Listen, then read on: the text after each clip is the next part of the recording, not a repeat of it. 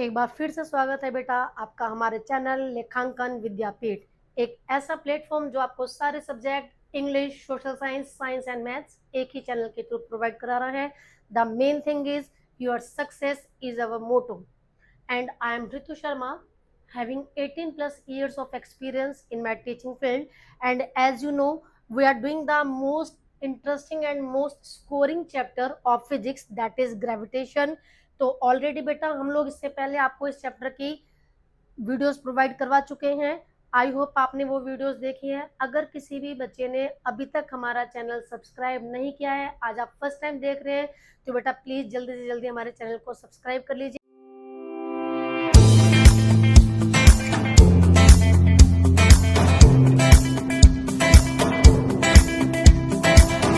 इससे पहले वाले टॉपिक्स में हमने क्या देखा था कि ग्रेविटेशन क्या है, फ्री फॉल के बारे में हमने पढ़ा, ठीक है। और साथ साथ में हमने ये भी पढ़ा था कि किस तरह से जो एयर है वो ऐसा कोई ऑब्जेक्ट जो ग्रेविटेशनल फोर्स की वजह से मोशन कर रहा है, वहां पर उसका इन्फ्लुएंस लगता है। अब हमारा आज का टॉपिक क्या है बेटा कि जो अभी हमने लास्ट टाइम पढ़ा था ना कि motion of the objects under the influence of gravitational force of the earth. अब यहाँ पर क्या होगा कि हमें, जैसे आप लोगों ने मोशन वाले चैप्टर में 3 इक्वेशंस की हेल्प से न्यूमेरिकल सॉल्व करने देखे थे, अब यहाँ पर भी, क्योंकि यहाँ पर क्या हुआ बेटा, एक्सीलरेशन जो है वो ग्रेविटी की वजह से प्रोड्यूस हुआ है।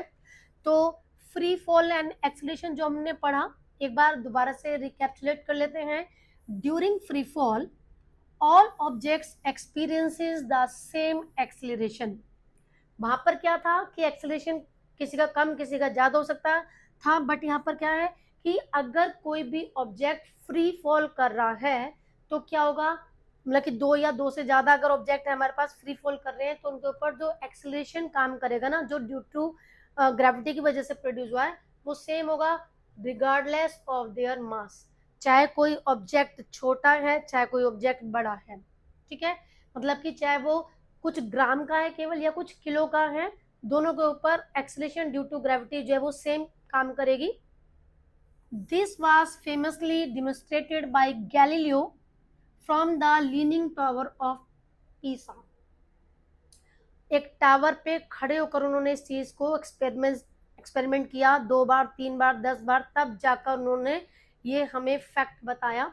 अब जो हमारी मोशन की तीनों इक्वेशंस थी ना बेटा, उन तीनों इक्वेशंस में सिर्फ थोड़ा सा चेंज लाकर अब हमें वो तीनों इक्वेशन से रिलेटेड न्यूमेरिकल्स जो हैं वो दोबारा से थोड़ा देखने हैं।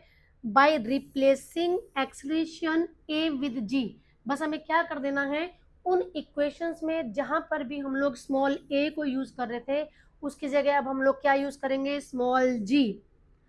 The standard equations of motion become, अब हमारे पास वो इक्वेशंस क्या बन जाएंगी। मैं आपको पहले जो हमने मोशन वाले चैप्टर में इक्वेशंस लिखी थी, मैं पहले आपको वो भी साइड में लिख कर दिखा रही हूँ बेटा। वैसे तो आपको याद ही होनी चाहिए, पर तभी भी आपका थोड़ा सा रिकैप्चुलेशन हो जाएगा। फर्स्ट थी हमारी v is equal to u plus a t, ठीक है, तो a हमारा g से रिप्लेस हो गया। सेकंड थी हमारी s is equal to u t plus half a t square, a से g ने एक को रिप्लेस कर दिया।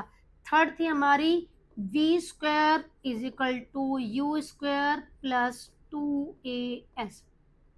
एक चीज और बेटा यहाँ पर कि जब कभी भी हमें, क्योंकि वहां पर s क्या था, डिस्टेंस, अब यहाँ पर एक्सेलरेशन ड्यू टू ग्रेविटी का क्या मतलब है कि कोई चीज या तो ऊपर से उछाली जा रही है या फिर ऊपर से नीचे से ऊपर उछाली जा रही है या फिर वो ऊपर से नीचे गिराई जा रही है।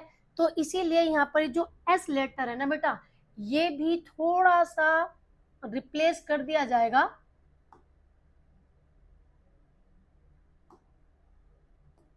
और ये किससे रिप्लेस होगा, एच से। एस की जगह आ जाएगा एच, एस की जगह आ जाएगा एच, ठीक है। तो यहां पर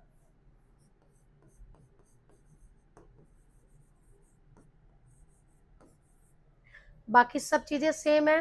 अब हमें देखना है जी साइन कन्वेंशन।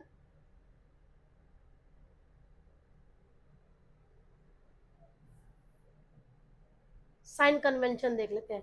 मतलब कि हमने वहां पर देखा था कि क्वेश्चन को देखकर मुझे कब पता लग रहा था कि मुझे ए की वैल्यू प्लस लेनी है या माइनस लेनी है बेटा, कि अगर मेरी जो स्पीड है, इनिशियल वेलोसिटी पहले 0 थी, उसके बाद बढ़ गई तो ए पॉजिटिव, और अगर कोई ऑब्जेक्ट मेरा पहले चल रहा था, ब्रेक अप्लाई कर दिए, वो रुक गया, तो मेरा एक्सीलरेशन नेगेटिव हो गया था। ठीक है, अब यहाँ पर स्मॉल जी की वैल्यू कब प्लस और कब नेगेटिव लेनी है।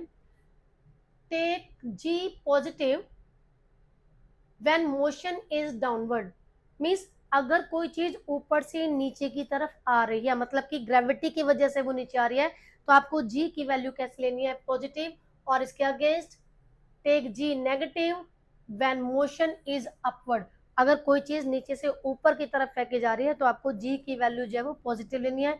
अब ये मैंने आपको बेटा तरीका बता दिया है, क्वेश्चन में बिल्कुल भी गड़बड़ी नहीं करनी है, क्योंकि एक साइन चेंज होने की वजह से हमारी सारी की सारी कैलकुलेशन जो है वो गलत हो जाती है। तो चलिए एक न्यूमेरिकल करके देख लेते हैं, ये आपकी एनसीईआरटी की बुक का ही न्यूमेरिकल है एंड मोस्ट इंपोर्टेंट न्यूमेरिकल है बेटा। Most of the time same यही numerical as it is teachers जो है वो दे देते हैं, because this is important. Question पढ़ते हैं, पहले क्वेश्चन में क्या दिया है। A car falls of a ledge and drops to the ground in 0.5 second, एक कार को लेज से नीचे की तरफ उतारा गया और ये ग्राउंड पर जब आई तो इसको आने में 0.5 सेकेंड का टाइम लगा। Let g is equal to 10 metre पर सेकेंड स्क्वायर। देखो मैंने आपको बताया था कि समटाइम्स बच्चों को कैलकुलेशन सिंपल करने के लिए, उनकी कैलकुलेशन को सिंपल करने के लिए जी की वैल्यू जो है वो 10 कर देते हैं। अब what is its speed on striking the ground, जिस समय ये जमीन से टकराई उस समय, मतलब कि जमीन के ऊपर जब आई उस समय इसकी स्पीड कितनी है। What is it's average speed during the 0.5 second, और इस 0.5 सेकेंड में जब वो लेज से ग्राउंड के ऊपर आ रही है उस समय उसकी एवरेज स्पीड कितनी है। How high is the ledge from the ground, ये जो लेज है ये जमीन से कितना ऊंचा है। तो तीन चीजें निकालनी है। सबसे पहले क्या लिखते हैं, एज इट इज गिवन, तो हमें क्वेश्चन में क्या क्या दे रखा है, टाइम गिवन है बेटा 0.5 सेकेंड, ठीक है, acceleration due to gravity g 10 metre पर सेकेंड। अब यहाँ पर देखो ऊपर से नीचे आ रही है चीज तो इसलिए जी हमारा पॉजिटिव होगा। इनिशियल वेलोसिटी, क्योंकि कार पहले लेज के ऊपर रखी हुई है फिर उसको वहां से उतारा गया तो इसलिए इनिशियल वेलोसिटी 0 हो गई हमारी, ठीक है, तो इतना आपको समझ में आ गया है। चलिए जी, अब हमारे पास तीन चीजें निकालनी है, तो स्टार्टिंग पहले फर्स्ट वाले क्वेश्चन से कर लेते हैं। Speed on striking the ground, हम लोगों को मतलब कि उसकी फाइनल वाली वेलोसिटी निकालनी है। तो फर्स्ट इक्वेशन थी v is equal to u plus g t, u की वैल्यू है 0 तो 0 लगा दी मैंने, g की वैल्यू 10 हमें क्वेश्चन में दे रखी है तो 10 इंटू 0.5, इतना तो बहुत इजीली आप लोग सिंप्लीफाई कर सकते हो, तो ये हो गया मेरा 5 मीटर पर सेकेंड। क्लियर। अब स्पीड तो निकल कर आ गई 5 मीटर पर सेकेंड। दूसरी चीज क्या पूछी है कि एवरेज स्पीड बताओ जी अब हमारी। अब एवरेज स्पीड इस टाइम के अंतर्गत 0.5 सेकेंड के अंदर अंदर उसकी एवरेज स्पीड बताओ। तो एवरेज स्पीड का फॉर्मूला हम लोगों ने पढ़ रखा है, initial velocity plus final velocity upon 2, तो 0 प्लस 5 अपॉन 2, तो 0 plus 5 is equal to 5, 5 upon 2 2 metre 2.5 metre पर सेकंड, है ना सिंपल। अब तीसरी चीज क्या निकालनी है बेटा, हाउ हाई मीन्स एच निकालना है, वो जो आप वहां पर एस पढ़ रहे थे ना, डिस्टेंस, क्योंकि वहां पर ऑब्जेक्ट रोड के ऊपर चल रहा था, यहाँ पर ऑब्जेक्ट जब वो ऊपर से नीचे आ रहा है तो इसलिए हमने यहाँ की ग्राउंड से और उसकी हाइट कितनी है वो निकालनी है। तो क्या हो गया जी, इक्वेशन है मेरे पास h is equal to u t plus half G T square, you की वैल्यू 0, 1/2, जी की वैल्यू थी 10, टी था मेरा 0.5 का स्क्वायर, 0.5 का स्क्वायर हो जाता है 0.25, ठीक है जी। अब यू टी जीरो से किसी भी चीज की मल्टीप्लाई करते हैं तो वहां पर जीरो ही आ जाएगा, तो इसलिए ये वाली हमारी पूरी वैल्यू हो गई हमारी 0। अब सिर्फ ये वाला क्वेश्चन मुझे सिंप्लीफाई करना है, तो 1/2 इंटू 10 इंटू 0.25, तो कैलकुलेट करने के बाद 5 जा और इसको मैं सिंप्लीफाई करूंगी तो ये आ गया, सिंपल। तो मेरा क्वेश्चन ये हो गया है। तो अब मेरे पास जो आंसर निकल, बेटा सेम इसी तरीके से आपको अपने पेपर में आंसर लिख कर आने हैं। पहले तीनों पार्ट अलग अलग निकालोगे, सेपरेट सेपरेट, फिर फाइनल आंसर अब जब वैसे लिख कर आओगे तो इससे क्या होता है कि एग्जामिनर के ऊपर ना एक अच्छा इम्पैक्ट पड़ता है बच्चे का, तो थोड़ा लूज मार्किंग कर सकते हैं। स्पीड ऑन स्ट्राइकिंग हो गया जी मेरा 5 मीटर पर सेकेंड, एवरेज स्पीड हो गई 2 मीटर 2.5 मीटर पर सेकेंड, और हाइट हो गई मेरी 1.25 मीटर। तो आई होप आपको समझ में आ गया, इतना है, क्लियर है ना? अगर नहीं समझ में आ रहा, बार बार एक ही बात बोलती हूँ जी, कमेंट सेक्शन में तुरंत कमेंट कर सकते हो। और न्यूमेरिकल्स करने के लिए या फिजिक्स का चैप्टर समझने के लिए, साइंस का कोई भी चैप्टर समझ रहे हैं, अपना नोटबुक एंड पेन लेकर बैठो, स्क्रीनशॉट ले लेकर अपने खुद के सेल्फ मेड नोट्स बनाओ। और न्यूमेरिकल्स को ये नहीं है कि जी मैंने यहाँ पर कर दिया, आप उसको खुद से करने की प्रैक्टिस करोगे। जब तक खुद से नहीं करोगे तब तक कुछ नहीं होगा जी। चलिए अब आगे बढ़ते हैं। एक और न्यूमेरिकल यहाँ पर दे रखा है कि an object is thrown vertically upward. देखो, एक हमने न्यूमेरिकल लिया था कि जो ऊपर से नीचे आ रही थी चीज, अब हमने एक दूसरी सिचुएशन ले रहे हैं कि कोई ऑब्जेक्ट है जिसको ऊपर की थ्रोन वर्टिकली का मतलब ऊपर की तरफ फेंका गया, and rises to a height of 10 metre. जब हमने इसको ऊपर की तरफ उछाला तो ये 10 मीटर तक गया। अब क्या निकालना है? The velocity with which the object was thrown upward. Velocity निकालो जी, किस वेलोसिटी से उसको ऊपर की तरफ फेंका गया, and the time taken by the object to reach the highest point. जिस हाईएस्ट पॉइंट तक अभी जब वो पहुंचा है तो वो कितना दूर गया। क्लियर, समझ में आ गया इतना? मेरे पास मान लो ये पेन है, मैंने इसको ऐसे उछाला। अब क्या पूछा है? एक तो जी वो हाइट बताओ कि कितने ऊपर तक गया ये, और किस स्पीड से आपने फेंका। क्लियर है जी? दो चीज निकालनी है। चलो, तो अब हमारे पास, क्योंकि वो ऑब्जेक्ट जो है बेटा देखो ऊपर की तरफ फेंका गया, जब हम किसी भी चीज को ऊपर की तरफ फेंकते हैं, मैंने इस पेन को ऊपर की तरफ फेंका, ठीक है, अभी तो मैंने इसको छोटा सा ही उछाला है, तो एक सर्टेन हाइट पर जाकर वो कुछ, हमें पता भी नहीं चलता, वो कुछ मिली सेकेंड्स के लिए रुका और फिर वो नीचे आना शुरू हो जाता है अर्थ की ग्रेविटी की वजह से। तो वो ऊपर जाकर रुका, इसका मतलब v हो गया उसका 0। क्या निकालना है जी? किस स्पीड से फेंका, इनिशियल वेलोसिटी निकालनी है। तो using equation of motion initial velocity हमें निकालनी है। तो इक्वेशन होती है हमारे पास V square is equal to you square minus 2gh। कहाँ से आया था बेटा? ये वाली जो इक्वेशन थी ना, v square minus you square is equal to 2gh। तो हम यहीं से ये वाली इक्वेशन निकल कर आई है हमारे पास।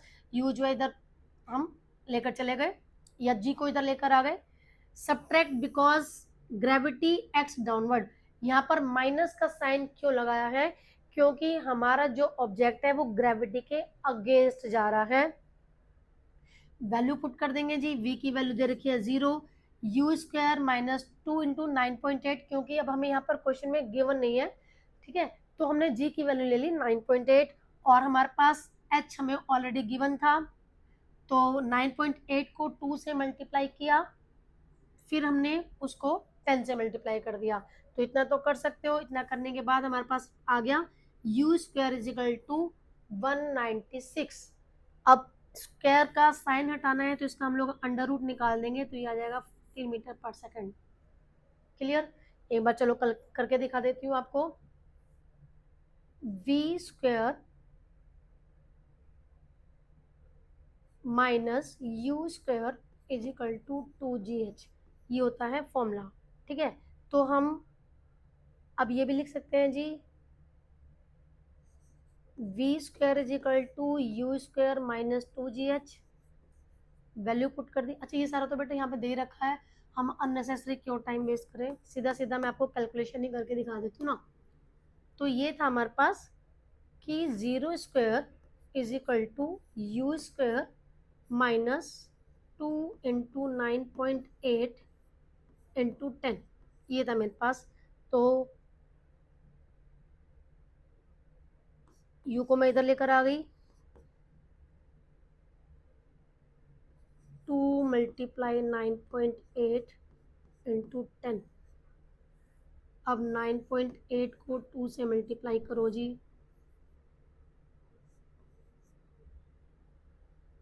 19.6 इंटू 10, ठीक है। ये अभी हमारा माइनस में चल रहा है क्योंकि हमारे पास जी की वैल्यू माइनस में थी, माइनस यू स्क्वायर, तो ये आ गया मेरे पास minus you square is equal to minus 196, minus से माइनस कट गया, you square is equal to 196, therefore U is equal to 196 का स्क्वायर रूट निकाल देंगे, दिस इज 14, ठीक है। तो मेरा फर्स्ट पार्ट हो चुका है। अब सेकंड पार्ट है हमारा कि हाइट निकालनी है, तो time to reach highest point, sorry time निकालना है बेटा कि कितने टाइम पे वो ऊपर पहुंचा। तो अब मेरे पास जो फर्स्ट वाली इक्वेशन थी v is equal to u plus v is equal to u plus g t. अब g की वैल्यू माइनस है इसलिए हमने यहाँ पर माइनस का साइन लगा दिया। अगेन v तो हमारा ऑलरेडी 0 था, u अभी जस्ट हमने कैलकुलेट किया है 14, ठीक है। g की वैल्यू दे रखी है 9.8 और t हम लोगों को निकालना है, तो इसको मैं ऐसे लिख सकती हूँ कि 9.8 t इधर माइनस में था तो इधर जाके प्लस में हो गया, 9.8 into t is equal to 14, therefore t is equal to 9.8 इधर मल्टीप्लाई में है, इधर जाएगा तो डिवाइड में हो जाएगा, इसको सिंप्लीफाई करेंगे तो हमारे पास ये निकल कर आ गया, ठीक है बेटा। तो बहुत टफ नहीं है चीज़ें, बट क्या है कि सिस्टमेटिकली हमें करनी है, स्टेप बाय स्टेप। न्यूमेरिकल्स कभी भी लर्न नहीं करे जाते, सिर्फ हमें उनको कैसे सॉल्व करना है उसको मेथड आपको अच्छे से प्रैक्टिस करनी है।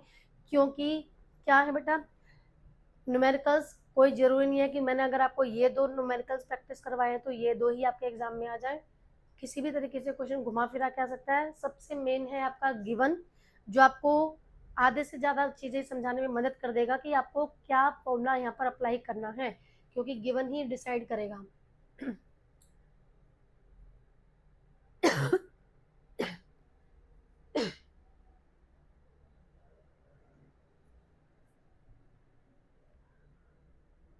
अब इसके बाद एक नेक्स्ट टॉपिक है हमारा मास एंड वेट। ये इस चैप्टर का थ्योरेटिकल पोर्शन में एक मोस्ट इम्पोर्टेंट टॉपिक है। मास एंड वेट इन दोनों में डिफ्रेंशिएट करने के लिए आता है, ठीक है। समटाइम दोनों की सेपरेटली डिफाइन पूछी जा सकती है, और वेट वाले कॉन्सेप्ट के ऊपर तो बेस्ड हमारे न्यूमेरिकल्स भी हैं। अभी आज सिर्फ हम लोग इन दोनों को समझेंगे कि ये दोनों क्या हैं, न्यूमेरिकल्स वगैरह ये आगे का पोर्शन हम नेक्स्ट वीडियो में करेंगे। पहले देख लेते हैं मास, जिसको कि हम लोग भार भी बोलते हैं हिंदी में। Measures of inertia of an object, हम लोगों ने फोर्स एंड लॉ वाले चैप्टर में पढ़ा था कि जिस ऑब्जेक्ट का जितना ज्यादा मास उसका इनर्शिया इतना ज्यादा, इट मीन्स ये इनर्शिया को मेजर करने वाली एक हमारे पास फिजिकल क्वांटिटी है। Greater the mass greater the inertia, हमने पढ़ा था ना ये वाला भी। कांस्टेंट एवरीवेयर, सबसे मेन ये बात है, किसी ऑब्जेक्ट का मास जितना भी है, भार मतलब कि वो हर जगह सेम रहता है। मतलब कि सपोज अगर किसी ऑब्जेक्ट का मास अर्थ के ऊपर हमने मेजर किया तो 60 kg आ रहा है, अब उस ऑब्जेक्ट को जहां मर्जी ले जाओ, मून के ऊपर ले गए, ठीक है जी, या किसी और प्लेनेट के ऊपर ले गए, वहां जाकर तोल कर देखा तो उसका मास जो है वो 60 kg ही आया। सबसे मेन ये चीज आपको लर्न करनी है, does not change with location, location के वजह से ये कभी भी चेंज नहीं होगा। लेकिन बच्चों को कंफ्यूज करने के लिए एग्जाम में क्वेश्चन ऐसे दे देते हैं, वहां पर वेट भी निकाल निकलेगा, वेट तो एक न्यूमेरिकल फॉर्मूला की हेल्प से निकलेगा, अभी हम देखते हैं, बट मास तो हमेशा फिक्स रहेगा। तो वो वहां पर दे देते हैं कि भाई अर्थ के ऊपर इतना आया, उसको मून के ऊपर ले जाएंगे तो बताओ मास कितना होगा। वहाँ सोच में पड़ जाते हैं यार कौन सा फॉर्मूला लगाएं, कुछ भी लिख कर आ गया उसका, कभी 1/6 कर दिया, कभी 6 से मल्टीप्लाई कर दिया। नहीं, मास किसी भी ऑब्जेक्ट का हमेशा कांस्टेंट रहेगा जहां मर्जी ले जाओ, और इसकी ऐसा यूनिट है किलोग्राम, ठीक है जी। तो सारे पॉइंट्स लर्न करने हैं। अब बात आती है वेट। एक तो डे टू डे लाइफ में हम लोग वेट और मास में हद से ज़्यादा कंफ्यूज है, जो हमारी रोज़मर्रा की ज़िंदगी है ना वहाँ पर। अब आपने सुना ही होगा कि यार मैं वेट तुलवा के आई हूँ, आज मेरा वेट जो है वो ना 50 kg आ गया। यार अभी तो हमने मास की ऐसे यूनिट पढ़ी केजी, तो वेट की कहाँ से आ गई? वेट की ऐसे यूनिट बेटा केजी होती ही नहीं है। अब ये वेट है क्या चीज? Force with which the earth attracts on an object. ये तो आपको लर्न कर लेनी है। एक ऐसा फोर्स, अभी हमने क्या पढ़ा कि भाई अर्थ हर ऑब्जेक्ट को अपनी तरफ खींच रही है, जो जितने फोर्स से अर्थ किसी ऑब्जेक्ट को अपनी तरफ खींचती है, उस फोर्स को उस ऑब्जेक्ट का वेट बोलते हैं। क्लियर? मान लो जी, मुझे अर्थ 50 न्यूटन का फोर्स लगाकर अपनी तरफ खींच रही है, तो मेरा वेट हो गया 50 न्यूटन। क्लियर? सिंपल सा एकदम। इसको कैपिटल डब्ल्यू से रिप्रेजेंट किया जाता है, जबकि मास को स्मॉल एम से रिप्रेजेंट किया जाता है। बेटा लेटर्स का आपको स्पेशली ध्यान रखना है। Depends on both mass and acceleration due to gravity. अब ये जो हमारा वेट है, ये दो चीजों पर डिपेंड करता है। एक तो उस ऑब्जेक्ट के मास के ऊपर, और अर्थ उसके ऊपर कितना एक्सलेशन लगा रही है अपनी ग्रेविटी की वजह से। तो कुल मिला के, क्योंकि ये दोनों चीजें जो हैं इसको अफेक्ट कर रही हैं, इसीलिए अब वेट को कैलकुलेट करें कैसे? W is equal to M into G. ये मेरे पास बनकर आ गया एक फॉर्मूला। इस फॉर्मूला के ऊपर बेस्ड आएंगे न्यूमेरिकल्स करने के लिए। ठीक है? क्लियर? अब क्योंकि ये एक तरीके का फोर्स ही है, इसलिए इसकी ऐसे यूनिट भी हो गई Newton. Has magnitude and direction, क्योंकि वर्टिकली और डाउनवर्ड्स, वर्टिकली डाउनवर्ड ही लग रहा है, भी अर्थ खींच रही है इसको नीचे की तरफ किसी भी ऑब्जेक्ट को, इसलिए इसमें। और मैग्नीट्यूड भी है कि जैसे मैंने आपको बताया कि सपोज अर्थ मुझे 50 न्यूटन का फोर्स लगाकर खींच रही है, तो यहाँ पर मैग्नीट्यूड के साथ साथ क्या क्या चीज है बेटा? एक सॉरी, डायरेक्शन भी है। दैट्स वाई वेट कैसी हमारी फिजिकल क्वांटिटी हो गई? वेक्टर। जबकि मास वाले केस में ऐसा नहीं है, इसलिए ये हो गया हमारा scalar quantity. Varies with location. इसकी सबसे इंटरेस्टिंग बात है कि जगह जगह पर ये चेंज हो जाएगा, since g changes with place. क्योंकि ऑलरेडी हमने पढ़ा था कि जो जी की वैल्यू है वो चेंज होती रहती है। अगर मैं केवल अर्थ की बात करूं तो अर्थ के इक्वेटर पर जी की वैल्यू कुछ और है, पोल के ऊपर चले जाऊंगी तो स्लाइटली हाई हो जाएगी। और हर प्लेनेट की जी की वैल्यू अलग अलग है, हर जगह की जी की वैल्यू अलग अलग है। और वेट का फॉर्मूला क्या था? W is equal to M into G. तो ऑब्वियस सी बात है, अगर मेरा जी चेंज होता जा रहा है तो W भी तो चेंज होगा। ठीक है? अब यही इन दोनों में डिफरेंस आएगा करने के लिए।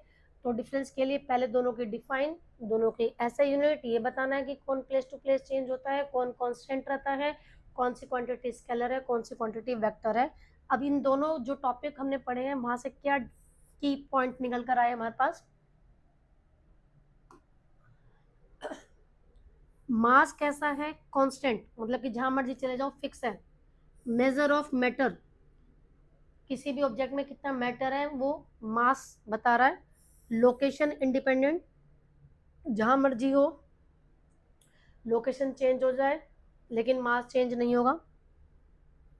जबकि जो वेट है वेरिएबल है, प्लेस टू प्लेस चेंज हो रहा है। फोर्स ड्यू टू ग्रेविटी, इसकी डिफाइन है लोकेशन डिपेंडेंट। ठीक है बेटा? चेंज हो रहा है। Weight of an object on the moon. अब अर्थ के ऊपर अगर किसी ऑब्जेक्ट का वेट जितना भी निकला, जैसे सपोज मैंने आपको अपना एग्जांपल दिया था कि 50 न्यूटन है, अब अगर मैं इसको मून के ऊपर ले जाऊं तो कितना रह जाएगा? क्योंकि अभी जस्ट हम पढ़कर आए हैं कि जो वेट है वो प्लेस टू प्लेस चेंज हो रहा है। तो अब ऐसे तो बहुत सारी पॉसिबिलिटीज हो सकती हैं, इसीलिए हमारी एनसीईआरटी की बुक में कंपैरिजन के लिए सिर्फ अर्थ और मून दे रखा है कि अर्थ के ऊपर किसी ऑब्जेक्ट का वेट इतना है तो मून के ऊपर बताओ, या मून के ऊपर इतना है अर्थ के ऊपर बताओ। ठीक है? Weight on earth, force with which earth attracts an object. अभी हमने पढ़ा weight on the moon, weight moon के ऊपर वेट किसी ऑब्जेक्ट का क्या होगा? जिस फोर्स से मून उस ऑब्जेक्ट को अपनी तरफ अट्रैक्ट कर रहा है। Clear? Moon has less mass and smaller radius than earth, क्योंकि जो मून है हमारा वो अर्थ के कंपेरेटिवली बेटा थोड़ा छोटा होता है, इसीलिए इसकी जो जी की वैल्यू होगी वो कम होगी। दैट्स वाई क्या कंक्लूजन निकला कि जो हमारा अर्थ और मून का वेट है उसमें एक रिलेशन है कि अगर अर्थ के ऊपर मेरा जितना भी वेट आया वो मून के ऊपर जाकर उसका 1/6 रह जाएगा। तो ये सब चीजें कैसे आई वो देखो,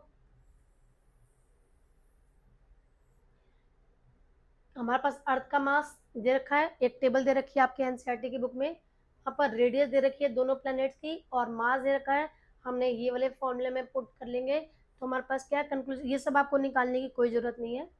wait on moon is equal to 1/6 of weight on the earth. सिर्फ आपको ये बात लर्न करनी है, if your weight on the earth is 60 kg, अगर आपका अर्थ के ऊपर वेट जो है 16 न्यूटन आएगा यहाँ पर, तो मून के ऊपर जाकर ये रह जाएगा 10 न्यूटन।